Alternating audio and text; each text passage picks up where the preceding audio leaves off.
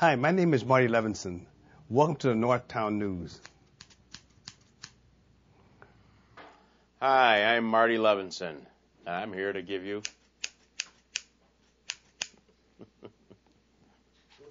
Hi, I'm Marty Levinson. Hi, I'm Marty Levinson. Welcome to the Northtown News Magazine. With the cars? Hi. Good. Sure. Can we grab you? Sure. Oh, Terrific. yeah. 8 years. I watch. Don't worry. Yeah, I watch it. Oh, thank you. Yes, I do. You should say that on the air. I will. Come on, baby, don't you wanna go? Come on, baby, don't you wanna go?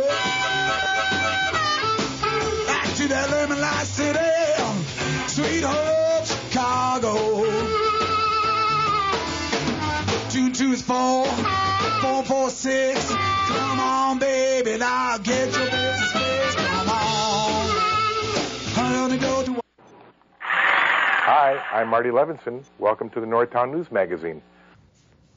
And the guy with the hedge trimmers is the real Marty Levinson. And anybody looking at my hair right now can tell that, obviously, I didn't see Marty to get a haircut today. So it's not Marty's fault. Now, by the way, this gentleman over here has claimed he's been Marty Levinson. I am not Marty Levinson. Okay, that's good. That's good, because otherwise people might vote for Marty instead of you in the coming election. We're talking about the president of the Metropolitan Water Reclamation District of Greater Chicago, Terry O'Brien. President O'Brien, good. Long time no see. How you doing? Thanks for having me on. I'm doing fine. A little wet after last night, but I'm doing fine. Very wet, as a matter of fact. We had something that could be considered for people that don't know. There's a lot of private weather stations now that are being recorded on the web. And Sonny Hersh was our entire technical crew, and we urge you to go to caps24.org, which is his website, where you can get all the local CAPS meetings. CAPS 24, 11, 12, and 13 in the West Rogers Park, Westridge area. For those that don't know, I chair the meetings for 2412, which is Devon to Pratt, Keswick Ridge. Sonny chairs Devon to Peterson and Keswick Ridge, and is the chairman of the District Advisory Committee of the 24th District. If you go to caps24.org, not only will you get all the CAPS meetings, but you can also see video of National Night Out last year, which actually we did show on CAN TV. And if you go to our regular show website, ntnm.org, you will see a lot of our shows now are shown on the web. We've got, you can see at least 2 shows with Terry O'Brien. And by the way, people can subscribe to it on the web. As a matter of fact, our last subscriber was an outfit called Capital Facts, which you might have actually heard of. Out of Springfield. So, yeah, exactly. So, anyway, appreciate that. By the way, our show is brought to you in part by Lund Gardens Condominium. Don't delay. Whatever. Anyway, thanks, guys. We appreciate it very much. And we also want to thank the lovely ladies from Northwestern who are here doing a paper on Jewish Chicago. And by the way, don't forget to pick up Jewish Chicago, which is free on newsstands all over the place to see how to vote Election Day. And even though this is probably going to be on afterwards, in case it's on before October 22nd, live election show from CAN TV, Sunday morning, 10:30 to 11:30 a.m. So you have massive opposition this year, if I'm not mistaken. Massive opposition. And we can blame Jim Nally for that troublemaking election lawyer. Some consider him the leading election lawyer in the state of Illinois. Who's running against you? Person by the name of No Candidate. No Candidate. First time in the history of the Metropolitan Water Reclamation District races that in the general election will have no opponents. No, the Republicans did not run anybody in the primary, did they? They had nobody running in the primary election, and then they went to appoint people to fill the vacancies for the general election. But there's nothing in the state statute that allows either party, a Democratic or Republican party, to fill a vacancy in our race. So that great attorney by the name of James Nally was able to find that piece of information, or lack of information on that aspect of it, and we were able to knock the 3 opponents off the ballot. Now, by the way, I'm still going to make it a point to vote for Terry O'Brien. As a matter of fact, I wish it was cumulative voting, because I would give him all 3 of my votes for Water Reclamation Commissioner. There's no question about that. And there used to be cumulative voting for the state representative races, and I think we ought to bring it back for Metropolitan Water Reclamation District. Well, that was one of the questions on my questionnaire that I got during the primary election. Would you support cumulative voting? So And I said, yeah, it'd be fine, but I think the reason the state reps got away from it because it didn't work. So. Well, actually, what happened is that there were 3 per district, and so there were 159 districts. There were 177 people, and you could only run 2 of one party. So that automatically created Republicans from the city when there were none. Exactly. And in the suburbs, there was a Democrat. Well, actually, it was right. And by the way, so. the Democrats in the suburbs were really Republicans, and the Republicans in the city were really Democrats. Because when these guys got appointed Democratic judges in Chicago, it kind of was easy to tell. Yeah. So, but I just said no. Well, I hear no that. further questions on it, so that was it. Well, speaking of cumulative voting, let's talk about, cumulus nimbus clouds or something like that? A lot of rain. And for those who don't know, Terry O'Brien is in charge of getting the deep tunnel built. And at this point, all 108 miles of tunnel are finished? All 109 miles of the tunnel are completed and full. We took in 2.5 billion gallons of combined sewer overflow from the city of Chicago and 52 of the older suburban communities last evening. And as of 2 o'clock this afternoon, we started pumping our displaying system down to get ready for additional rainfall that's supposed to be coming this evening in the Chicagoland area. Now, for people that don't know, how much is 2.5 billion gallons of water in terms of actual rain? Well, 2.5 billion gallons of water is almost equivalent to about 2 inches of rain throughout Cook County. Okay. So. Very good. And we did have, in fact, 2.1. I take that back. It's a sixth of an inch. Yeah, 6/10 of an inch. Okay. So I'm confused on my math here today. Okay. No, you're it's not. Been a long evening. Sorry about that. No. Actually, I'm the good math person, so I should have done the calculations for you. But because it actually takes 15 billion gallons of rainwater, if I'm not mistaken. No, the tunnel right now that's only in place, we can only hold 2.5 billion. Once we get the reservoirs online, we'll have an additional 18 billion gallons to storage. So at that point, you'll be able to take it. That'll be the equivalent of about 1.5 inches. But the fact is, though, that the rain that does fall, for instance, in this neighborhood, according to that private weather station, we had 2.19 inches of rain within 7 blocks of here. But it didn't rain that much in the south. It rained in different areas. But the rain will go into the ground where there is ground for it to go into. It'll there's rain blockers for the streets and all that. We'll pond it on the streets. Yeah. Yeah, like you said, and the other thing too is this system doesn't encompass all of Cook County. I mean, we're talking out of the 124 communities, this is only picking up 53 communities. So you've got the balance of those communities that are in separate sewers, which they have a sanitary and a storm, and the storm sewers are taking the water from those communities and flowing it to the inland waterway system. But what we're actually doing with this system that's online is we're giving those inland waterway systems a little more capacity because this water is being stored in these tunnels below ground. So it provides a relief and a benefit to the people in the separate sewered areas. Now, with the rain being so massive, did you have to release any water into Lake Michigan? No, we got 2 inches away from having to open up the sluice gates up in Wilmette, right underneath the Sheridan Road near the Baha'i Temple. So we're fortunate from that standpoint. By 2 inches, you don't mean like 2 inches more of rain. You mean 2 inches of the levee? An elevation, correct.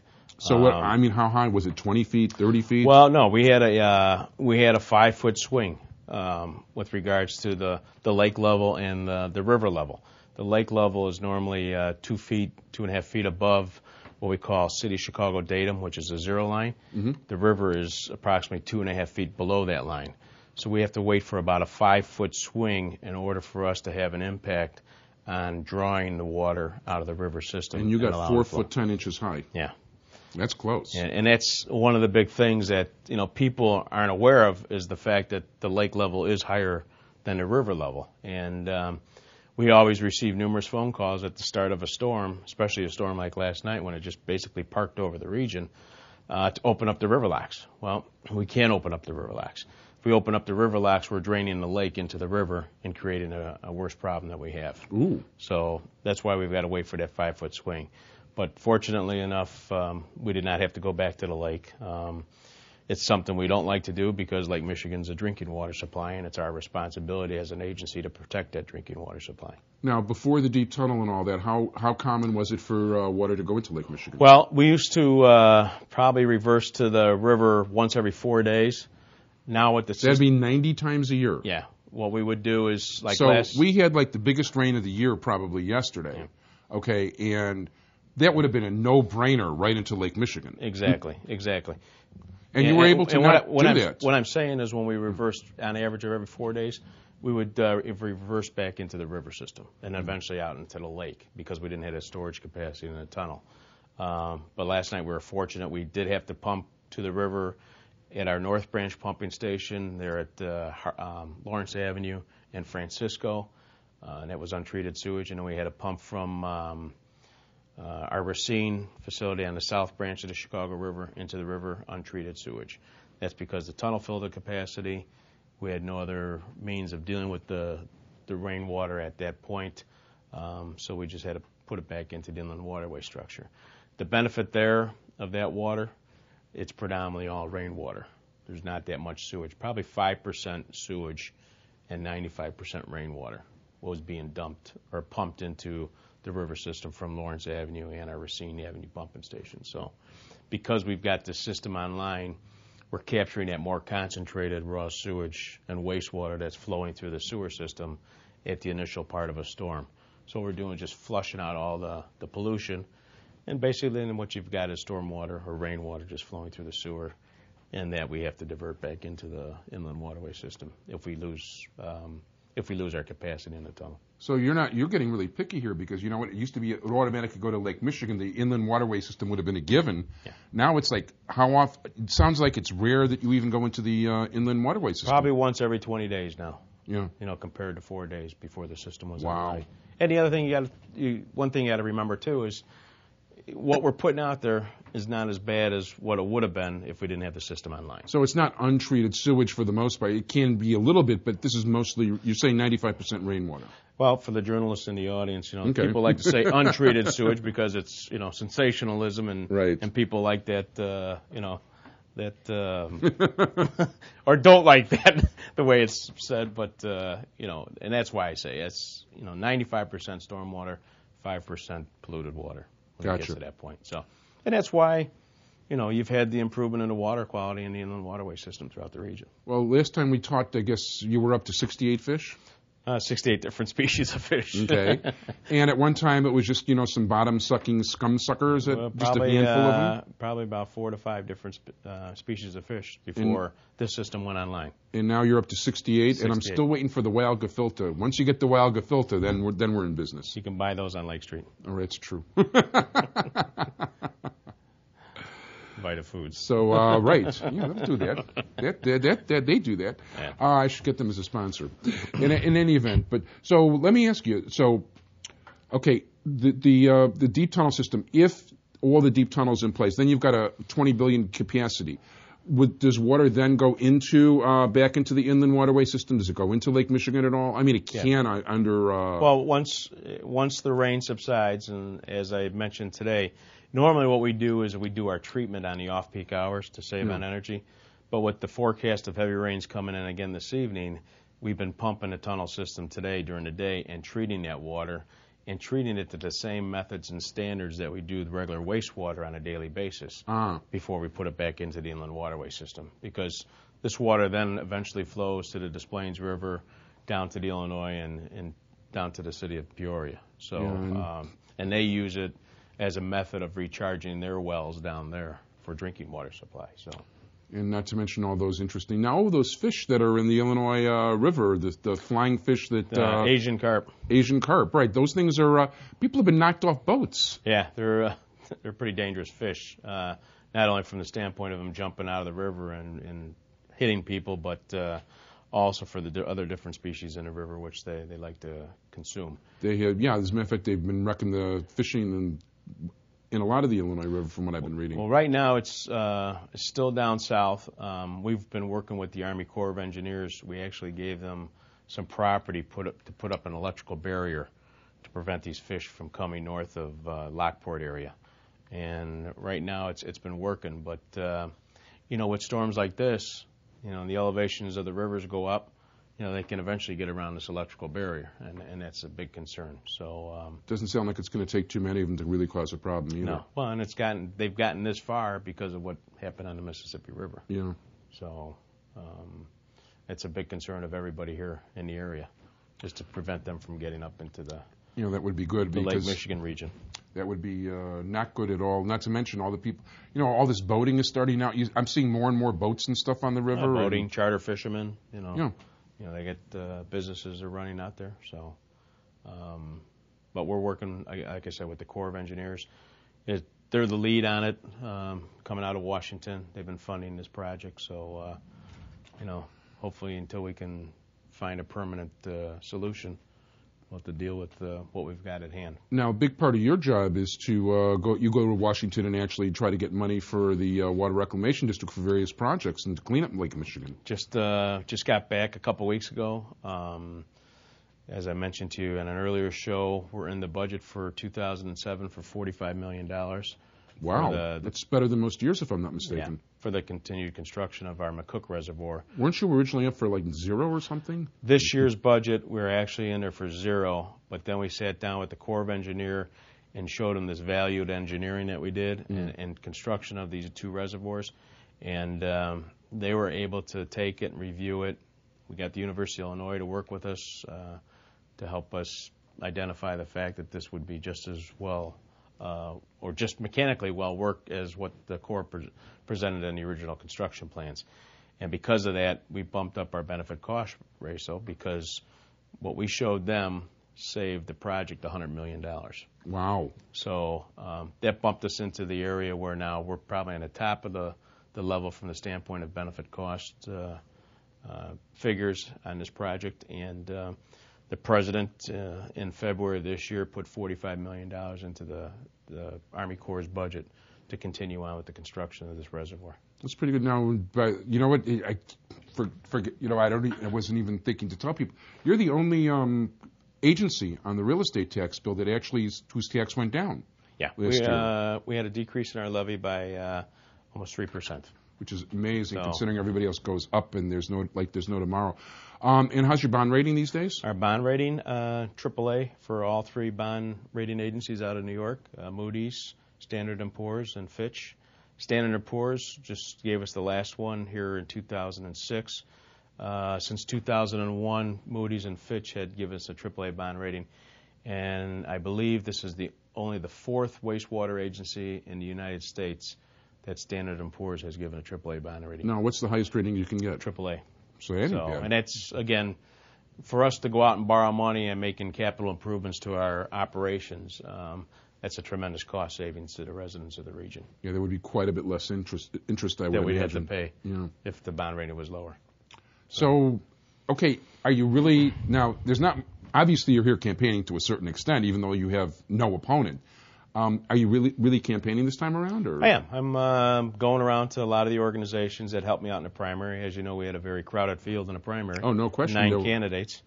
And I've been out every night just going out and thanking them for the support that they gave me during the primary election cycle and encouraging them to get their residents to come out and vote. Because if you don't come out and vote, you can't complain. And by the way, there is early voting this year. I think it's going to be up to about October 31st, depending on when the show airs. So you've got up to October 31st to, over here in this neighborhood, Warren Park, Monday through Friday, 9 to 5. Saturday and Sunday, it's 9 to 12. Yes, and my understanding is they've got all the glitches worked out in the voting system. Well, that would be nice. So we might actually find out the results before, we may know that night. before your next term expires. That's right. Now, if people want to contact your campaign or vote for you well, actually, you only vote for them once legally, but, I'm going to ask to vote for you 3,000 or 4,000 times. I don't think that's going to quite happen, though. Well, I'll support my 2 running mates as well. Deborah Shore, her marked number is 54, mine is 55, and Patricia Horton is 56. So. I'm voting for 55. So. And in the great Chicago tradition, early and often. What? Did I say that? I'm a former Project Delete election judge. I'm not supposed to say that. Well, people do get on my case, and the alderman don't always tells me, it's like, well, he's going to get on my case about that, but whatever. If people want to contact your campaign? 1-888-TOB-MWRD. 1-888-TOBW, well, you say it. TOB-MWRD. Or my website is www.terrencejobryan.com. MWRD.com. this point, I want to thank you very much, TerrenceJO'Brien.com. Well, actually, it's not .com on the Abby. ballot. No. I want to wish you good luck in the election against this horrible opponent, no opposition. Thanks, Abby. I want to thank my entire technical crew, Sonny Hersh. Check us out on the World Wide Web at ntnm.org, www. You don't have to put in W's anymore if you didn't know, ntnm.org. You can see videos of all the shows if you're not in the area. Of course, how are you going to see this to know if you're not in the area? But that's a whole different story. So I want to thank all of you for joining us today, and stay tuned, and remember to vote in the election. Anyway, thanks so much, everybody. Bye-bye. But we're not going to worry about that. We worry about who we are, who we have here, and all the rest of it. And we're about to go into a period where we're going to sync the last 9 minutes of the show we're doing now, which is going to happen in a few seconds, together with what we've got going on the last TV show, regular TV show for the Northtown News Magazine, which is Thursday 7:30, Friday 2:30 on Channel 19. 19. I want to thank, first of all, thanks, Keith. Got it. And from here on in, this is the last part of the election show for those of you who are watching Thursday 7:30 on Channel 19, or 8 o'clock on Channel 6, or on ECMC TV, or on Monday at 6 o'clock before the election in 35 north and northwest suburbs. I'm here with co-host Jim Nally. Thank you so much for being here, Jim. Jim, of course, is the leading election lawyer in the state of Illinois.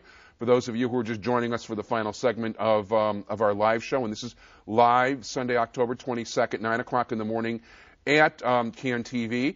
My entire technical staff, usually Sonny Hersh, is joined by Keith McDonald, who's the real expert down here at the studio, and thanks so much for all your help, guys. We were just talking about the negativity in campaigning, and we're going to do a general recap. And I think let's talk about the governor's race a little bit. Because speaking of negativity, I mean, Blagojevich is somebody, and this is something that I don't think the average person on the street understands, is that the Democratic politicians themselves absolutely loathe. I mean, a high percentage of them can't stand the guy. Now, some of them, and then you got a perfect situation for Judy Bar-Topinka. 51% of the people in the Tribune said, it's like, we don't really care for the governor. Okay, now Topinka really hasn't run that great a race herself. And even though she's reasonably competent, I don't know that she's super great by any means. You know, she's okay. Still in all, you've got more and more people wishing, like, I wish there was somebody else. But then the Green Party's not going to get you anywhere, and frankly, I'm not a big Nader fan when it comes to politics. Well, the one thing is somebody is going to win the race, and that's true of every race that is on the ballot this time. So the worst thing a person can do is stay home, because whether you come out and vote or you don't come out and vote, there's going to be somebody who's going to end up the winner and holding that office for the next 2, 4, or 6 years, depending on the term. So opting out is really a cop-out. You have to really then take the next step and say, I want to educate myself about these candidates, get beyond the negativity, get beyond the sound bites and the prepackaged ads. Where do they really stand? There are a lot of, the newspapers are an excellent source of information. All the papers, from the local papers up to the regional papers, do a very good job of profiling candidates, and Jewish Chicago is absolutely included in there. Well, first of all, thank you. And you can catch Jewish Chicago. This is actually the primary issue, but, the Jewish Chicago thing. It'll be this size on your newsstand. It's free. And it'll be out later this week if you're watching the live show, or if you're watching this later, it's like on your newsstand. Get it now, please, and thanks for the plug, Jim. I appreciate that. Information from newspapers is very important. Because, no question about newspapers can go into a little more detail than the electronic media. And you can really, every one of the papers will run very extensive positions from all the candidates. So you're getting more than the soundbite, and they'll propose the issues of the day to them, and the candidates will have a chance to address each and every issue and say, this is what I would do. That's what people should be concentrating on, because whoever wins this, you can't take the perspective as I don't like either candidate, so I'm doing nothing. One of those people is going to be holding that office, whatever it is, and the best possible thing you can do is get out there, read them on the issues, find out what they say they will affirmatively do if they're elected, and then make your choice based on that. And I think that's really important, But by the way, there's not to mention, do your homework, too, for the judicial races. And I don't want to talk about that too long because we only have about 4 minutes left and change. But, it's really important to look at these bar recommendation ratings and all the rest of it. And in terms of Topinka Blagojevich and Pareko in Stroger, I think it's really important to do your homework. I mean, I know there's no question about I've just been so disappointed with Blagojevich myself that I know I'm definitely a Topinka person, and I think I've already indicated that, I like Tony Pareka, although I do like Stroger. I don't think he's a horrible person by any means. I think about New Direction and all that, not to mention Terry O'Brien is important to me, and Larry Sufferton, Jesse White, Tom Dart, the people we had on today.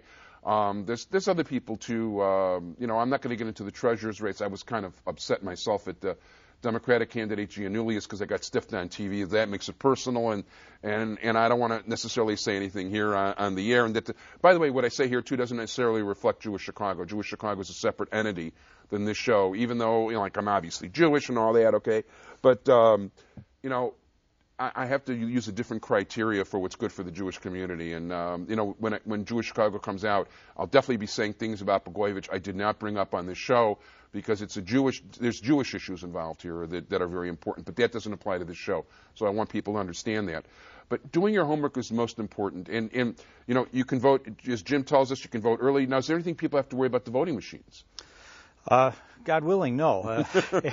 After what happened in March, I know the election authority has been putting a lot of time into the mechanics of that to try to make sure that there aren't the follow-ups that we saw in March. And they better get it right because obviously in a general election there's going to be a lot more people voting. But there's early voting going on right now, and I would encourage as many people as can do it, get out there and do the early vote. You've got your voting out of the way. You don't have to worry about the weather being bad that day or transportation or you get stuck late at work or whatever. You can go, the county and the city both have numerous sites where you can go vote. In the city of Chicago, there are 25 sites spread throughout the city. Cook County is the same thing. All the regional courthouses will have early voting, as well as many village halls. You can check with the Cook County Clerk's office to determine the closest place for you to go. But all you need to go is, you don't have to go to a particular voting area that's, say, within your ward or within your township. You can vote anywhere if you're in suburban Cook, anywhere in the suburban Cook County, or the same in the city of Chicago. If you work in the north side, you can vote on the south side. And that would be a real plus in terms of getting the voting done for you. You know your vote is cast, it's in, there aren't any problems. It takes some of the pressure off then for Election Day because these votes then they won't be tallied until Election Day, but they've already been cast. And there has been a change in the law from March, whereas these votes now will all be centrally counted by the election authority, the Board of Elections or the clerk. So that should take some of the confusion away from what people saw on Election Day in March. Yeah, it was confusing, to put it mildly, and for weeks afterwards I'm busy trying to add the totals on the web from the county separately and the city separately to figure out how Terry O'Brien's doing and some of the other people in water reclamation, which was still up in the air, not to mention some of the judicial stuff. So I hope it's more straightened out. I want to thank very much all of our call-in guests today in order of calling in. President Terry O'Brien of the Water Reclamation District, Tom Dart, the Sheriff of Cook County, or will be the Sheriff of Cook County, Jesse White, the Secretary of State, Larry Sufferton, Commissioner of the 13th District, Tony Pareka, the Republican candidate for Commissioner. I'm not doing this exactly in order, guys. Sorry. Tony Pareka, the Republican candidate for President of the County Board, as well as Todd Stroger, the Democratic candidate. I want to thank my co-host Jim Nally. I'm Avi Meyers. NTNM.org. Jewish Chicago will be on the newsstands anytime real soon, guys, so look for it. I want to thank my entire technical staff, Sonny Hersh and Keith McDonald. Thank you so much for your expert help. Hey, I'll give you the last words of wisdom. Well, just make sure you get out and vote. And this time you can vote early. You can't vote often, but you can vote early. Yeah, I love that early and often thing. That's a great Chicago tradition and all that. But do your homework, too. I mean, don't just watch. Forget those commercials are lousy. Don't judge yourself based on the commercials. That's really a bad idea. You know, all they're going to do is a matter of fact, sometimes, yeah, like what Jim said, when somebody starts out with those negative commercials, and I see the other one respond in kind, I think that's what disappointed me the most about Topinka. You know, even though I'm going to probably still I'm going to definitely wind up voting for her, I wish she hadn't sunk to Blagojevich's level. I mean, sometimes I want to say, that's the only time I want to say, what's she thinking? She didn't need it, not at all. And anyway, Jim, thanks so much. Thanks for having me again. I'll be calling you tomorrow.